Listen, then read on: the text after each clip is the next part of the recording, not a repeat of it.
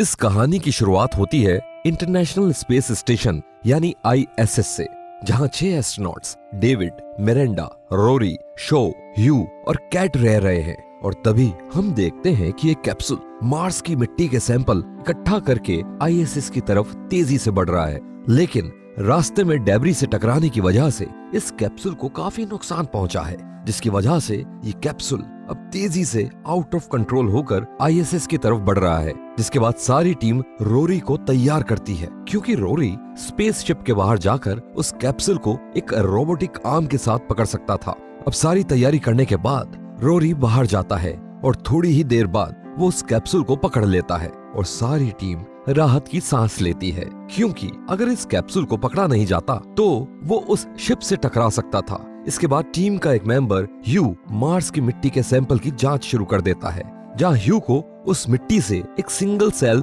Organism मिलता है, लेकिन शुरुआत में ये सेल कोई हरकत नहीं कर रहा था। जिसके बाद सारी टीम को लगता है कि शायद ये सेल जिंदा नहीं है, लेकिन जैसे ही ह्यू उस चैम्बर का टेम्परेचर बढ़ाता है और उसको खाने के लिए थोड़ा ग्लूकोज देता है, तभी वो सेल कुछ हरकत दिखाना शुरू कर देता है और सारे टीम मेंबर्स में खुशी की एक लहर दौड़ जाती है, क्योंकि वो सभी लोग पहले ऐसे इंसान बन गए थे जिन्होंने मार्स पर जीवन के होने का सबूत ढूंढ लिया था। और धीरे धीरे इस बात की जानकारी धरती पर सभी तक पहुंच जाती है, जिसके बाद टीम का वीडियो के कॉन्फ्रेंसिंग के थ्रू एक इंटरव्यू लिया जाता है, जहां एक बच्ची से उस जीव का नामकरण करवाया जाता है और वो बच्ची उस जीव का नाम केल्विन रखती है। जिसके बाद हम देखते हैं ह्यू को, जिसका आधा शरीर पैरालाइज्ड है और उसे चलने के लिए धरती पर व्हील चेयर की मदद लेनी पड़ती है, लेकिन स्पेस में ग्रेविटी ना होने की वजह से सब कुछ हवा में ही तैरता रहता है। इसी कारण ह्यू को ISS में रहना बहुत अच्छा लगता है।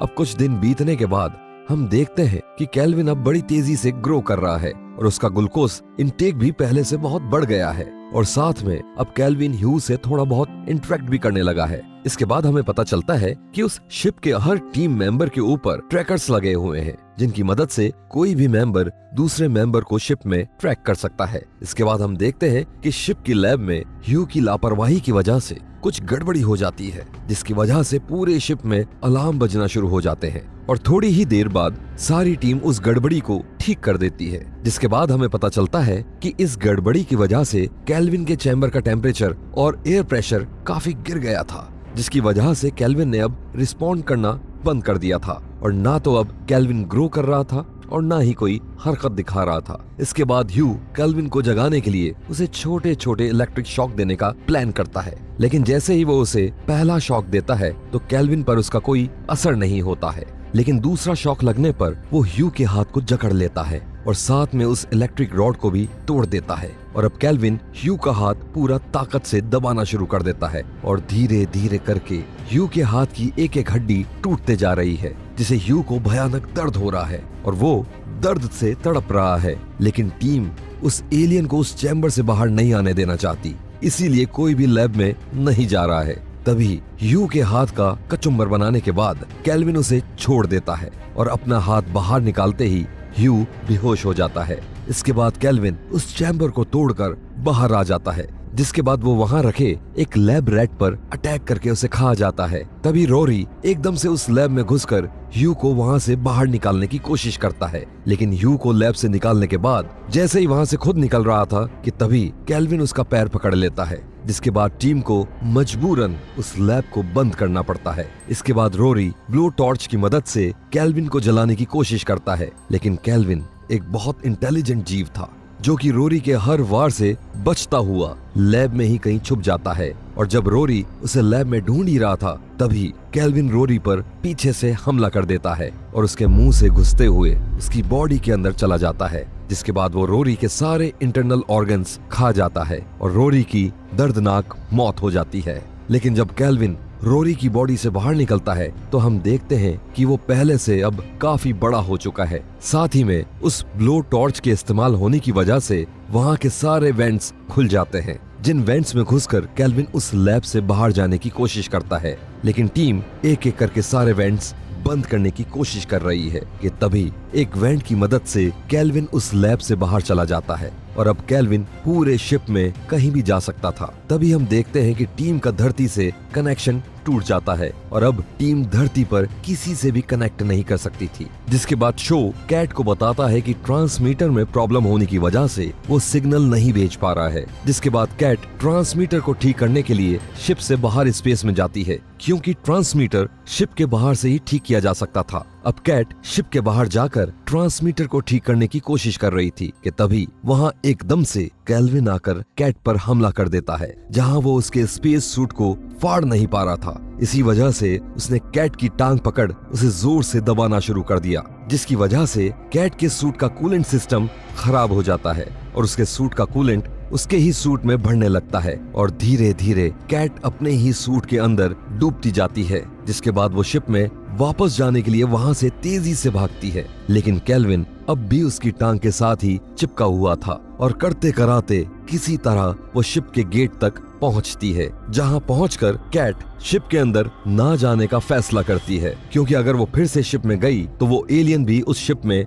वापस पहुंच जाएगा और थोड़ी देर बाद कैट उस कूलेंट में ही डूबकर मर जाती है। इसके बाद हम देखते हैं कि केल्विन स्पेस में घूम रहा है, जहां वो लंबे समय तक ऑक्सीजन और खाने के बिना जिंदा नहीं रह पाएगा। इसी वजह से वो शिप में वापस घुसने की कोशिश करने में लगा हुआ है। तभी हम देखते हैं कि वो उस शिप के थ्रस्टर से शिप में घुसने की कोशिश करता है, लेकिन जैसे ही वो वहां घुसने की कोशिश करता है, टीम उस थ्रस्टर को ऑन कर देती है, जिससे निकली आग केल्विन को शिप में आने से रोक रही थी। लेकिन ऐसा करते करते वो शिप ग्रेविटेशनल फील्ड में आ जाता है, जिसकी वजह से अब पूरा शिप तेजी से धरती की तरफ बढ़ने लगा है। लेकिन टीम किसी भी हालत में केल्विन को धरती पर ले जाने का रिस्क नहीं ले सकती थी, इसीलिए उन्होंने अपना सारा फ्यूल शिप को धरती की ग्रेविटेशनल फील्ड से बाहर ले जाने में खर्च कर दिया। और वहां थोड़ी ही देर बाद केल्विन भी एक थ्रस्टर से शिप में दोबारा घुस जाता है। लेकिन इसके बाद सारी टीम खुद को एक कंपार्टमेंट में लॉक करके बाकी सारी शिप की ऑक्सीजन सप्लाई बंद कर देती है, ताकि वो केल्विन को मार सके। तभी हम देखते हैं कि वहाँ एकदम से ह्यू की तबीयत खराब होने लगती है, जिसके बाद वो सभी ह्यू का इलाज करने में लग जाते हैं कि तभी मिरेंडा को ह्यू की टांग पर वो एलियन चिपका हुआ नजर आता है, जिसे देखकर सारी टीम डर जाती है। इसके बाद वो सभी वहाँ से भागना शुरू कर देते हैं और केल्विन भी उनका पीछा करने लग जाता है। जिसके बाद मिरेंडा और डेविड एक कंपार्टमेंट में पहुंचकर उसे लॉक कर लेते हैं और दूसरी जगह शो अपने स्लीपिंग पॉड में जाकर उसे भी अंदर से लॉक कर लेता है। इन सब चीजों के थोड़ी देर बाद डेविड और मिरेंडा केल्विन से बचते हुए किसी तरह वापस ह्यू के पास पहुंचते हैं, जहां ह्यू अपनी आखिरी सांसें ले रहा था और थोड़ी ही देर बाद उसकी भी मौत हो जाती है। इसके बाद हम देखते हैं कि ह्यू की टांग से चिपके होने की वजह से उसका एक ट्रैकर अब केल्विन पर चिपक चुका था, जिसकी वजह से अब मिरेंडा और डेविड उसे शिप पर कहीं पर भी ट्रैक कर पा रहे थे। इसी का फायदा उठाते हुए वो दोनों एक कंपार्टमेंट में ह्यू की लाश को रखते हैं, जिसे खाने केल्विन तेजी से उस कंपार्टमेंट की तरफ बढ़ता है। और जैसे ही केल्विन उस कंपार्टमेंट में पहुंचकर ह्यू को खा रहा था कि तभी डेविड और मिरेंडा उस कंपार्टमेंट को लॉक कर देते हैं, जिसके बाद वो उस कंपार्टमेंट की ऑक्सीजन सप्लाई को भी बंद कर देते हैं, ताकि वो केल्विन को मार सके। लेकिन तभी हम देखते हैं कि धरती से एक स्पेसक्राफ्ट वहां आता है, जो कि उसी कंपार्टमेंट से अटैच होने वाला था, जिसमें उन दोनों ने केल्विन को कैद करके रखा हुआ था। जिसके बाद डेविड और मिरेंडा उस स्पेसक्राफ्ट से कांटेक्ट करने की बहुत कोशिश करते हैं, लेकिन उसका कोई असर नहीं होता है और आखिर में वो स्पेसक्राफ्ट उस चैम्बर से अटैच हो ही जाता है। जिसके बाद मिरेंडा डेविड को बताती है कि ये स्पेसक्राफ्ट इस शिप से इसलिए अटैच हुआ है ताकि वो उन्हें पुश करके धरती से दूर स्पेस में फेंक सके, ताकि धरती पर कभी भी किसी को केल्विन से कोई खतरा ना हो। दूसरी तरफ शो को भी उस स्पेसक्राफ्ट के शिप से अटैच होने की खबर मिलती है, जिसके बाद वो अपने पॉट से निकलकर उसी चैम्बर की तरफ जाने लगता है जिसमें केल्विन लॉक था, इस उम्मीद से कि शायद धरती से उनके लिए मदद भेजी गई है। और ये सब देखकर मिरेंडा और डेविड उसे रोकने वहां जाते हैं, जहां पहुंचकर वो देखते हैं कि केल्विन ने उस स्पेसक्राफ्ट पर आए लोगों पर हमला कर दिया है, जिसके वजह से वो स्पेसक्राफ्ट कंट्रोल से बाहर हो चुका है और बहुत ही जल्द वो इस शिप से डिटैच होने वाला है। इसके बाद उस स्पेसक्राफ्ट के सभी लोगों को मारने के बाद केल्विन शो पर भी हमला कर देता है, जिसके बाद वो दोनों शो को बचाने की पूरी कोशिश करते हैं, लेकिन शो उस एलियन को पकड़कर खुद ही उनसे दूर हो जाता है और तभी वो स्पेसक्राफ्ट भी शिप से अलग हो जाता है और मिरेंडा और डेविड अगले कंपार्टमेंट में पहुंचकर उसे लॉक कर लेते हैं। और अब हम देखते हैं कि वो स्पेसक्राफ्ट आउट ऑफ कंट्रोल होकर शिप से टकरा जाता है, जिसकी वजह से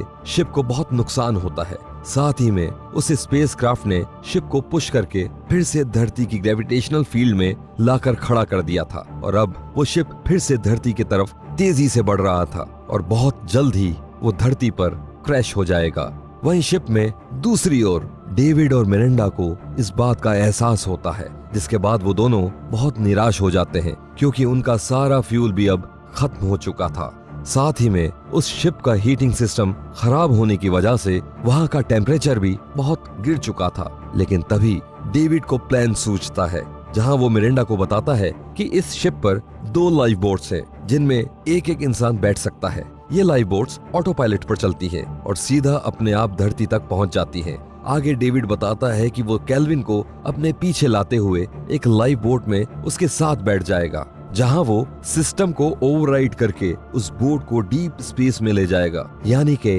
धरती से बहुत दूर। और दूसरी लाइफ बोट में मिरेंडा धरती पर वापस पहुंच जाएगी। इसके बाद वो दोनों अपनी अपनी लाइफ बोट की तरफ चल देते हैं, जहां डेविड किसी तरह उस एलियन को अपने पीछे लाते हुए उस लाइफ बोट में पहुंच जाता है, जहां केल्विन के अंदर आते ही वो वहां का दरवाजा बंद कर देता है और दूसरी तरफ मिरेंडा भी अपनी लाइफ बोट में जाकर बैठ जाती है। इसके बाद वो दोनों लाइफ बोट शिप से एक एक करके अलग हो जाती हैं। अब हम देखते हैं कि डेविड सिस्टम को ओवरराइड करके लाइफ बोट को कंट्रोल करने की कोशिश कर रहा है, लेकिन वो एलियन उसे ऐसा करने से रोक रहा है। और दूसरी तरफ मिरेंडा की लाइफ बोट में भी कुछ गड़बड़ी होने लगी है। इसके बाद हम देखते हैं कि उन दोनों बोट्स में से एक बोट डीप स्पेस में चली जाती है और एक बोट धरती की तरफ तेजी से बढ़ रही है, जिसके थोड़ी ही देर बाद वो बोट धरती पर किसी समुद्र में जाकर लैंड होती है। जिसके बाद आसपास के मछुआरे जाकर उस बोट को खोलकर देखते हैं और तब हमें पता चलता है कि ये तो डेविड की बोट है, जो कि धरती पर लैंड हुई है, जहां उस एलियन ने डेविड को पूरी तरह जकड़ा हुआ है और दूसरी तरफ मिरेंडा की बोट तो डीप स्पेस में कहीं खो चुकी है। तो ये थी लाइव फिल्म की सारी कहानी। आपको ये कहानी कैसी लगी हमें कमेंट्स में जरूर बताइएगा।